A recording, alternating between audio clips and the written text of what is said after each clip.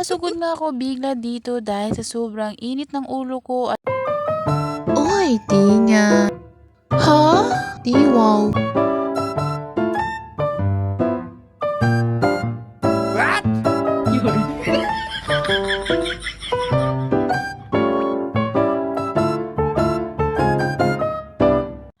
manungang aldaw, manungang gabi at kita yung tanan. Ay na nga po, nandito ako ngayon sa bukid dahil namasyal ako dito sa aking kaharian. Napasugod na ako bigla dito dahil sa sobrang init ng ulo ko at halos mawasak na ang laman ng utak ko. At yun na nga, laking gulat ko nga dyan. Ang sabi ko, sana nandun na siya sa taas. Kaso nga, ang sabi ko, ba siya nabanso sa sobrang init? At dahil nga sa sobra kong tuwa, ay ako ay napasigaw. Ha? Sabi ko nga dyan, halos mapango na nga ang iling ko. Ang sabi ko nga dyan, halos mapango ang ulo ko. At syempre, ayan na nga ang dragon fruit ko. Ang sabi ko, sana, doon na siya! At yun na po, dahil hindi ko na kaya ang mga nakikita ko, kaya ako ay napasugod dito sa aking kaldero. Ang malas lang nga, ang kutsara ay maitim.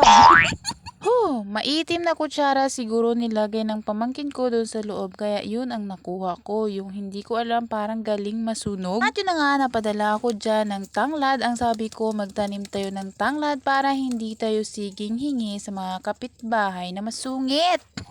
Siyempre, pag meron tayong sariling tanim, o diba, hindi na tayo siging kay hingi. Ang kaso lang nga, kailangan kapag magluto ako sa among balay, magpunta pa ako dito sa bukid. Patay. Ayan na nga, siyempre meron din akong dala dyan. Yan. Yung parang pula, hindi ko alam kung anong tawag dyan. Lugbati? Tama ba? Ay, ambot ko lang sa imo, Angelique.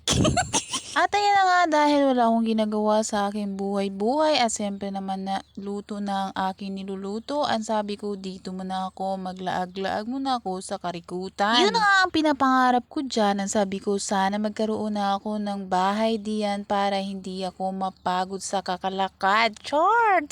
At syempre, habang lumalakad ang inyong Reyna dito sa karikutan, at ayan na nga, ang dami kong nahawagan diyan, ay ambot ko lang sa imo. At yun na nga, masubukan natin magsalita ng nitibo. At inya na nga, magturo-suro ko kanya. Sugid ko, ayan, lapangan niya anyan. Suga kaya ako pagsunodon. Ang sabi ko sa kanya, tabasan niya dyan. Kaso, ang gawa niya ay natulog. Bahala, muda. Joke lang. At ayan na nga, syempre, pauwi na ta dyan. At syempre, meron na kaming nakikita ng nyug. Ang sabi niya, kukunin niya, dadalhin niya sa balay. At syempre, dahil mabait ta, o sabi ko, oo, kunin mo ang itak at lagyan mo ng ano dyan, yung hahawakan ba.